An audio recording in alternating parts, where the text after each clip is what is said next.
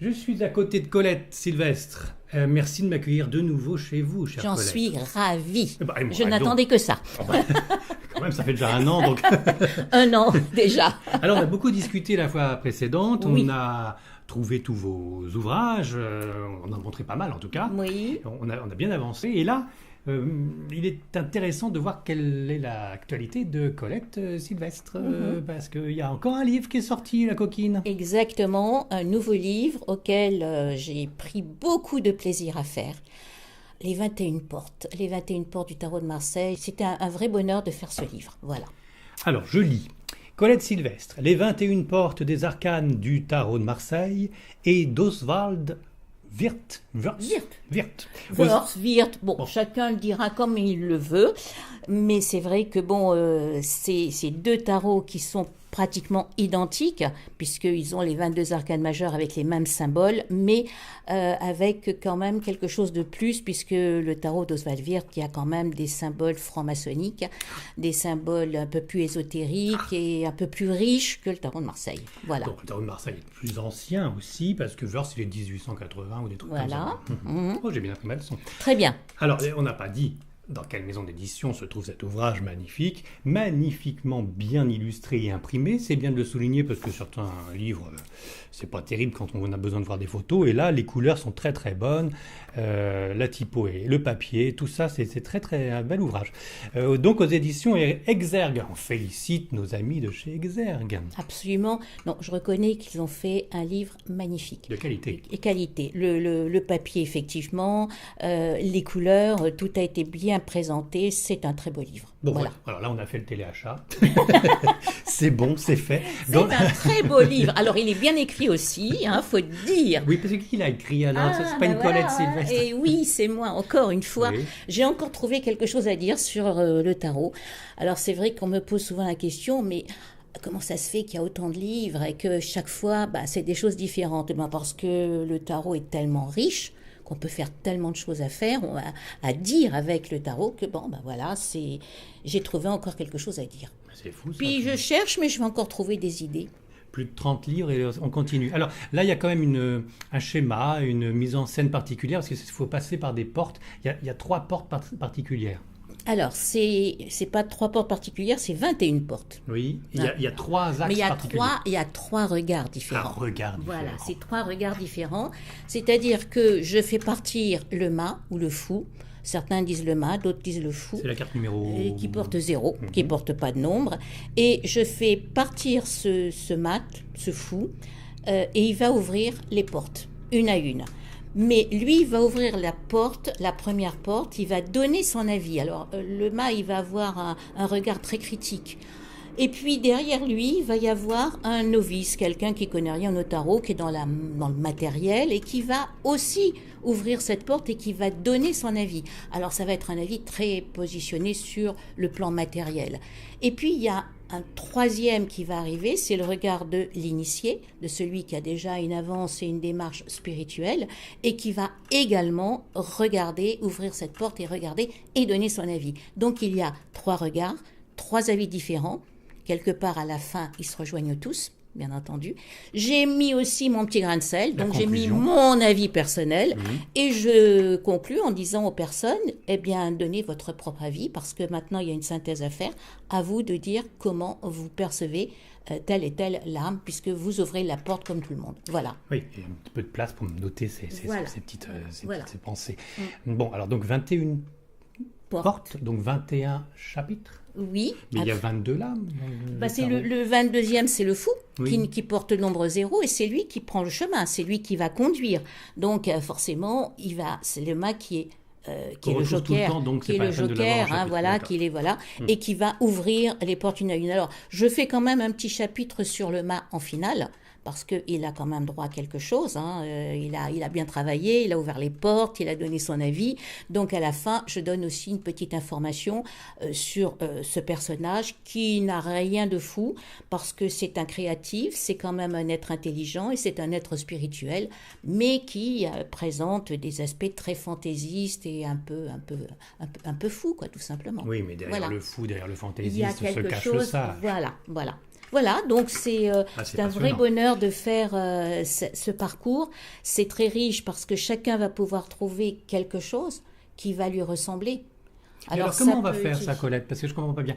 Là, c'est passionnant pour ceux qui aiment les jeux de tarot, et le tarot de Marseille, et celui de Osbra, de Wurth. Voilà. Oui. Mais si on veut connaître son avenir, ou en tout cas les positionnements des bonnes choses à faire et des mauvaises à éviter, est-ce que c'est vraiment le bon livre à prendre de chez Colette Sylvestre, ou est-ce qu'il n'y a pas une On tarot peut- romantique d'abord pour le b.a.-ba? Parce que là, Alors, c'est déjà un petit peu ardu quand même. C'est un peu plus, mais on peut faire des tirages de la même manière, dans la mesure où on a une interprétation sur un plan prévisionnel. Puisqu'on a quand même celui qui est novice, il va donner son impression en disant ah oui, alors, oh là, une impératrice, ah, il va prendre ce tarot de Marseille d'ailleurs. Alors ça, c'est Alors, Marseille. il faut que je fasse la différence. C'est Oui. que le novice et même le mat va se tourner son regard sur le tarot dit de Marseille, classique, traditionnel. Voilà, il est clair, il est précis, il est avec les couleurs bleu et rouge, c'est précis, c'est clair. Il va s'occuper uniquement de ce regard-là parce que la symbolique, elle est beaucoup plus succincte, beaucoup plus simple. Oui. Donc, il va regarder avec ce tarot. L'initié, celui qui a déjà une démarche un peu plus élevée, un peu plus spirituelle, lui va s'occuper, il va regarder le tarot d'Oswald Wirth. Voilà. Parce qu'il y a plus de... Voilà, si je Il y a plus montre de symboles. simplement deux cartes voilà, identiques, impératrice, le nombre 3, impératrice. On retrouve l'écusson. On retrouve exactement, sauf que ici, dans l'impératrice d'Oswald Wirth, on a le croissant de lune sur lequel elle met son pied, on a une couronne d'étoiles, on a des ailes et on a un lys. Bon, c'est des petits détails, mais ce sont des détails qui sont très riches. Important. Et importants pour celui qui est initié parce qu'il va donner une symbolique à tout ça. Et dans le livre Le Tarot de Marseille, les 21 portes aux éditions Exergue, on a à chaque chapitre la photo, mais mieux que la photo, la représentation du tarot de Marseille et la représentation du tarot de Wirth Voilà, aussi. Donc exactement. ça, c'est sympathique comme tout. Je continue avec aussi, on va revenir sur le livre, hein, mais Oui, oui, avec aussi l'actualité toujours, c'est-à-dire la réédition des rencontres des arcanes majeures et mineures du tarot de Marseille chez Grancher. Voilà. Alors ça marche tellement bien que c'est réédité. Voilà, c'est un livre qui a très bien marché, qui est resté un petit peu en stand-by pendant quelques temps, mais qui vient d'être réédité. Alors j'ai fait quelques modifications, hein, parce que c'était un livre qui était beaucoup trop gros, il y avait beaucoup trop de texte, et donc l'éditeur a souhaité quand même qu'on raccourcisse un petit peu, parce que bon, quand il y a trop de lecture, trop c'est trop. Voilà. Donc ça me permet de revenir sur ma question. Le livre pour les novices, ça serait plutôt celui-là d'abord plutôt Ah que... non, ça n'a rien à voir. Ça n'a rien à voir. Là, non, la rencontre des arcanes majeurs, des arcanes mineurs, c'est d'abord les arcanes majeures. Oui. On travaille les arcanes majeures, Les 22. on étudie les 22 lames majeures. Et après, quand on a travaillé ces majeures, on peut, si on le souhaite et si on en a envie, recouvrir avec les arcanes dits mineurs. Donc c'est un complément d'information qui sera donné aux arcanes majeures, mais c'est pas indispensable. Les arcanes majeures, il y a quand même 56 lames, c'est beaucoup. Et ça peut pour certains, certains vous disent, c'est contradictoire. J'ai une belle lame majeure, j'ai une belle lame, j'ai un battleur, j'ai un soleil, j'ai une lame qui est agréable, qui est sympa. Et puis j'ai recouvert avec des pics, avec des nombres qui bâtons. conviennent pas. Alors, l'interprétation devient difficile. C'est pour ça que j'ai fait ce livre pour permettre de trouver le fil conducteur. Je parle toujours de fil conducteur. Comment une lame mineure peut être interprétée sur une lame majeure. Voilà. Donc, c'est un petit détail, c'est un petit truc, mais ça peut aider les consultants. Alors, les mineurs sont relativement simples, hein, puisqu'il y a 4 éléments. Il y a les coupes, les deniers, les bâtons et les épées. Voilà. Donc 4 éléments, les 4 éléments avec des nombres, mais en fait, on va très très vite comprendre qu'avec les coupes, c'est les sentiments, qu'avec les deniers, c'est le matériel, qu'avec les bâtons, c'est les activités, et avec les épées, c'est plutôt les embêtements, les embarras. Les combats. Voilà. Bon, allez, hop, on revient pour terminer notre Alors, présentation on revient d'actualité. sur les portes, les fameuses portes. Ah, ces portes-là, moi j'adore parler des portes. Mais quelle Ouvrir idée de des faire une portes. mise en scène comme ça, c'est une bonne idée, ça. Hein. C'est quand c'est arrivé cette affaire Comme ça, parce que... On personnifie les Oui, cartes comme oui, ça. oui. C'est vrai que en fait, il y a longtemps, je crois même qu'on en a parlé la première fois qu'on s'est vu, où je faisais dans le cadre d'une association qui s'appelait Anthropos. Anthropos, et qui n'existe plus. C'est pas Andropos. Hein. Non, c'est Anthropos. Anthropos. Ça n'existe plus. C'est Monsieur Bertrand Bernard Alexandre. Pas loin. Qui tenait, qui gérait la pensée positive. Et avec cette association, je donnais des cours de tarot, mais on avait un truc un peu particulier. C'est-à-dire que il y avait l'interprétation symbolique de la représentation de la carte. Et lorsqu'on avait étudié les cartes, je mettais les personnes en état de relaxation et ils rentraient dans la lame. Visuellement, ils visualisaient la lame et ils devenaient le battleur, ils devenaient l'impératrice, ils devenaient la tempérance. Donc il y avait un travail qui était fait et c'était extraordinaire parce que quand ils sortaient de là, ils avaient l'impression d'avoir bien compris ce que voulait dire la lame. Il l'incarnait, il la visualisait, il la ressentait. Il la ressentait. Il la ressentait. C'était magique. C'est une bonne idée, ça, pour apprendre les jeux de cartes comme ça. Et c'est là où on a commencé à démarrer avec donc, le battleur, la papesse, dans l'ordre voulu, bien entendu. Et c'est comme ça qu'on a dit, on va ouvrir les portes. D'accord. Et quand les personnes étaient en état de relaxation, je les faisais travailler et je leur disais, vous êtes le mat. Donc ils visualisaient, ils étaient le mat, le fou. Et je leur dis, maintenant, voilà, vous êtes sur le chemin et vous allez ouvrir la première porte et vous allez rencontrer. Alors, je donnais des couleurs aux portes. Je ne me rappelle plus la couleur des portes que je donnais, mais enfin, je donnais une couleur. Je dis, voilà, vous avez là devant vous la porte bleue. Vous ouvrez cette porte et vous allez rencontrer le battleur. Et je l'ai laissé un moment. Et j'ai maintenant, vous ressortez, vous allez continuer le chemin, vous allez ouvrir la deuxième porte et on ouvrait les portes une à une. Et ça remonte à pratiquement, je ne sais plus, 25 ou 30 ans. Donc c'est loin. Connaître, apprendre les lames. Voilà. C'est une sorte de rêve éveillé, un peu sous hypnose. Oui, voilà. C'est un état de relaxation tout simple. Hein. On se met en état de relaxation et puis on ferme les yeux et puis on se détend et on visualise l'image, puisque l'image, on l'a apprise avant. On a travaillé, on a écrit, on a regardé, on en a parlé des symboles, on a parlé de ça. Donc on la connaît déjà. Voilà, on la connaît. Et après, en état de relaxation, on va visualiser cette carte, cette image, et on va devenir le personnage. Donc c'est comme ça qu'est arrivée cette mise en scène particulière. Et ça m'a rappelé effectivement, c'est comme ça que j'ai repensé à ce travail qui avait été fait dans le passé, qui était passionnant. Les gens adoraient ça parce que il faut avoir un état d'esprit à ça aussi, hein, parce que être ouvert, parce que se mettre en état de relaxation, visualiser, rentrer dans la lame, c'est un peu particulier, donc je peux pas le faire comme ça n'imte qui tout le temps. Il faut déjà avoir envie, il faut avoir le temps. Voilà.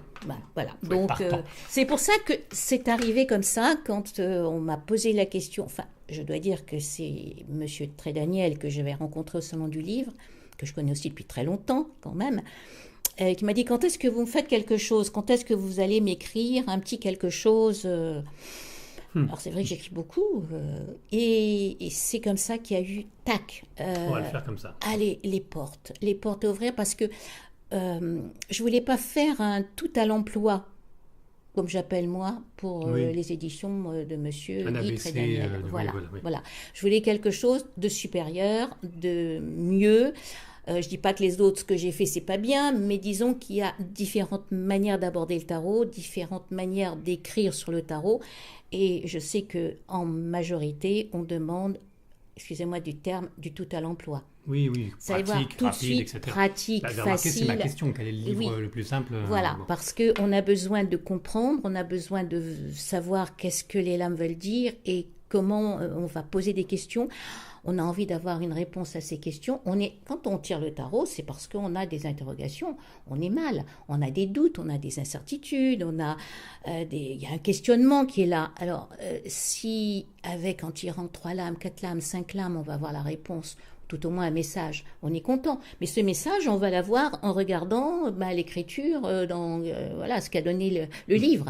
Donc c'est du tout à l'emploi, je vais dire. C'est pas très bien de dire ça, mais c'est un peu ça. C'est les fils conducteurs. Et c'est même du tout au niveau de l'écriture, parce que ça ne va pas contrarier qui que ce soit. Alors là, il y a l'investissement du lecteur. Il y a un investissement plus important, c'est plus riche dans le travail qu'il y a à faire, parce que là, il y a une démarche.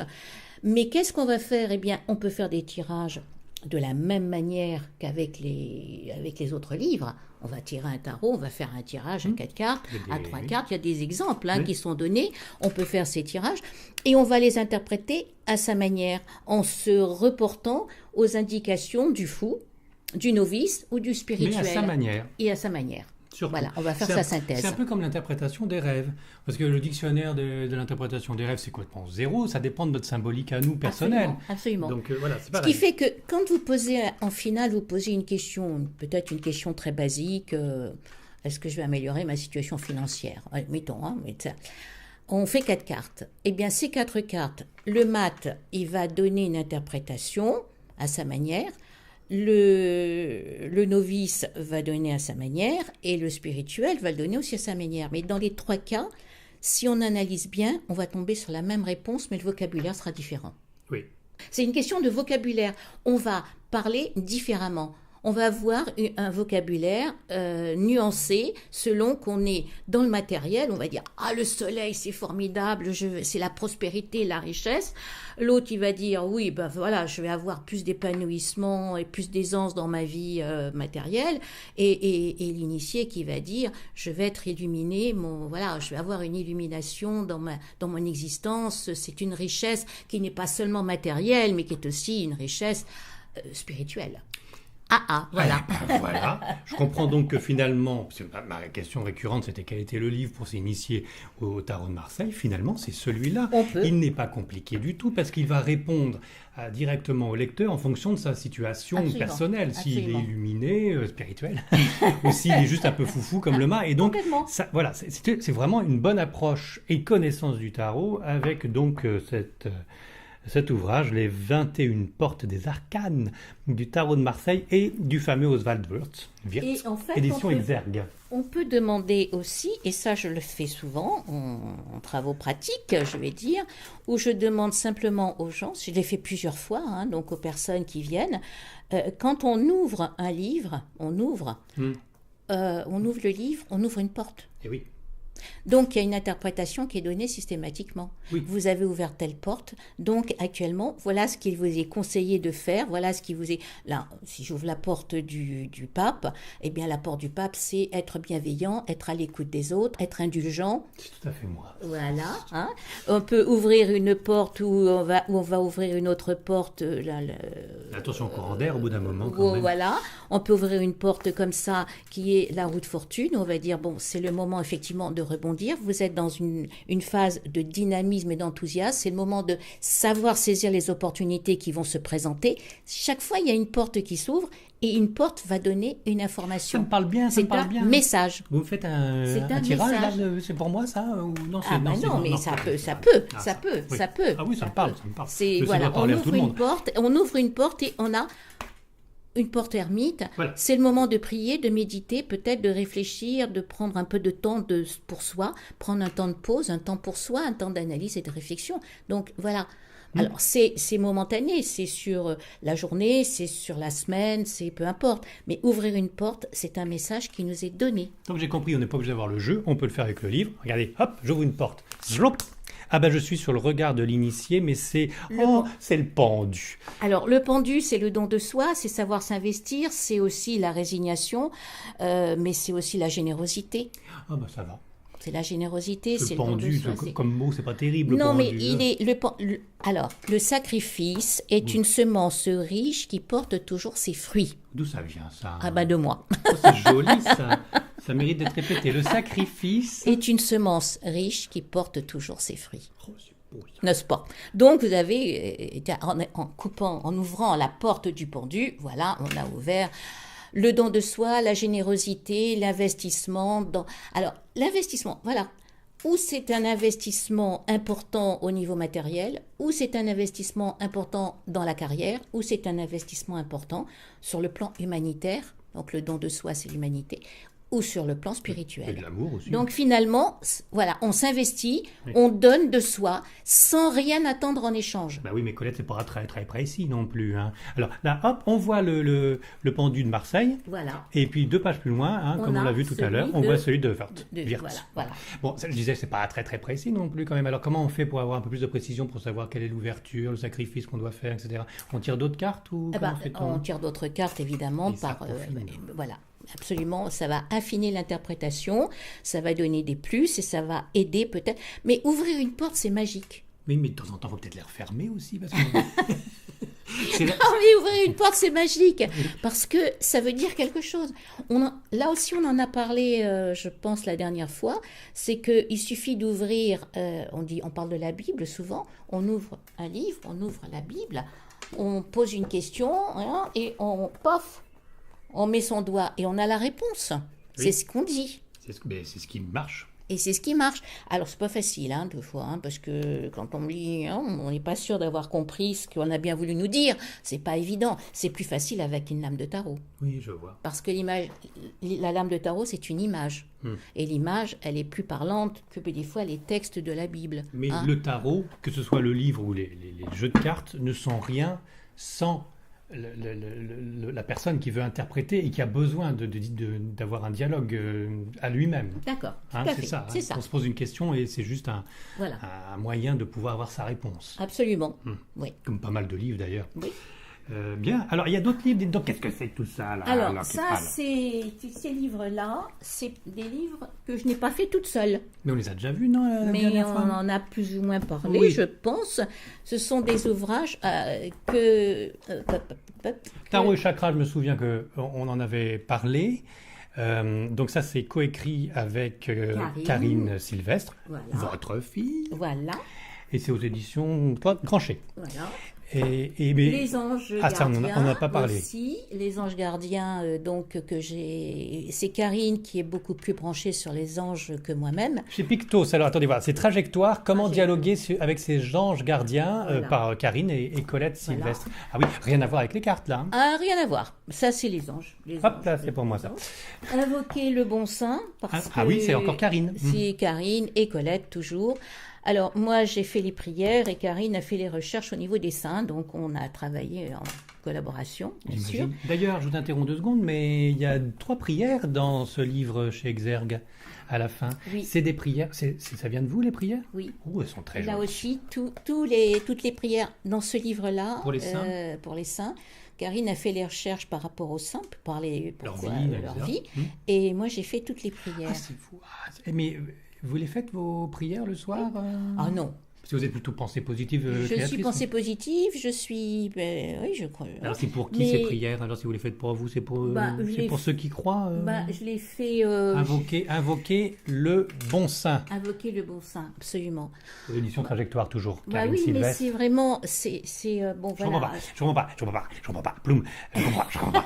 Alors, donc, Karine, elle a fait son boulot d'historienne. Elle a retrouvé les saints, leur histoire, comment ils sont Voilà. morts, martyrs, etc. Voilà. C'est, voilà. Oui. Bon, c'est Et catholique. moi, j'ai fait les prières. C'est catholique, ça me plaît. Parce Vous que avez fait les j'adore prières, faire ça. parce que c'est très joli vos prières, mais vous les faites, vous les avez écrits, mais vous les dites pas, vous, le soir, avant de vous coucher. Ah Quand non, vous avez, non, quand vous non. avez un problème, vous faites de la pensée positive à la méthode Absolu- Coué, oui, voilà. plutôt que d'appeler un saint. Oui. Bah alors, vous ça y peut croyez pas aux m'arriver, saints, ou- Ça peut m'arriver, ça peut m'arriver. Quand je vais à l'église... Ah, quand même, bah oui. Et à les saints, je mets des petits cierges à certains saints et je leur fais une petite prière quand même. Et quels sont vos saints préférés?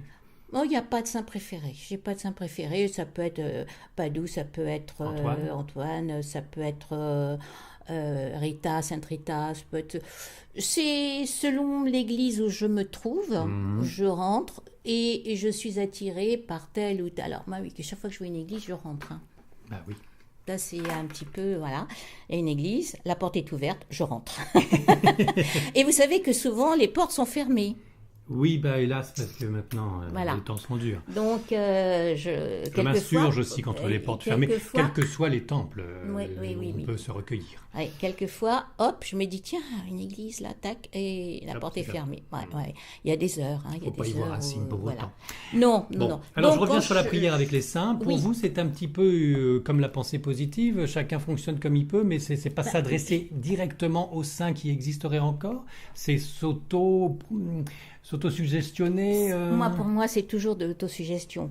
Que ce soit la prière, que ce soit avoir son petit gris-gris, que ce soit prier un simple, que prier Dieu ou prier quelqu'un d'autre, on croit quelque chose, c'est la foi, c'est la foi. La foi de croire en quelque chose. Si on est convaincu que de prier tel ou tel saint, ça va fonctionner, ça fonctionnera. Parce que c'est pareil, si on est persuadé que d'avoir une lame de tarot, vous voyez, une lame de tarot, tac, je la mets sur moi, ça va me porter bonheur, eh bien, j'arrive à me convaincre, donc je suis dans la pensée positive. Oui, je vois. Et le fait d'être dans la pensée positive, parce que l'impératrice, c'est la communication, l'ouverture, le contact, la communication. Alors, je suis sûre que si je la mets sur moi, je vais pouvoir communiquer. Et qu'est-ce qui va se passer? Comme je suis convaincue, je me fais de la pensée positive toute seule, et c'est pas la lame qui va communiquer pour moi. Voilà. C'est pareil pour la prière. La foi, la prière. En fait, dès l'instant où on va prier, on va être dans la pensée positive, puisqu'on va attirer quelque chose. Je suis profondément ancrée dans l'idée que la pensée positive est dominante en tout. Oui, on attire ce que l'on pense, je le dis chaque fois, on attire ce que l'on pense. Et si on attire ce que l'on pense, si on pense du bien, il nous arrivera du bien.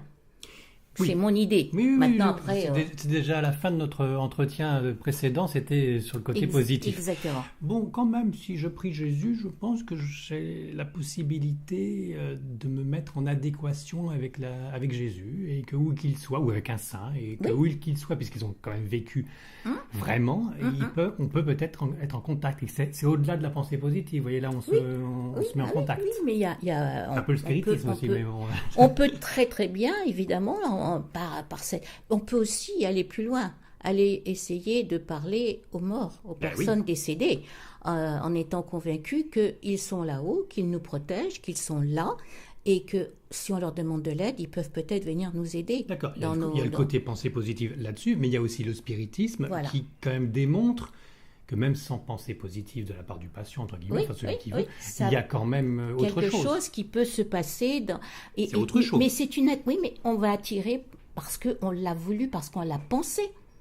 Vous croyez qu'on a créé ce contact avec l'au-delà à travers un médium et qu'on crée cette discussion et que... Moi, je pense.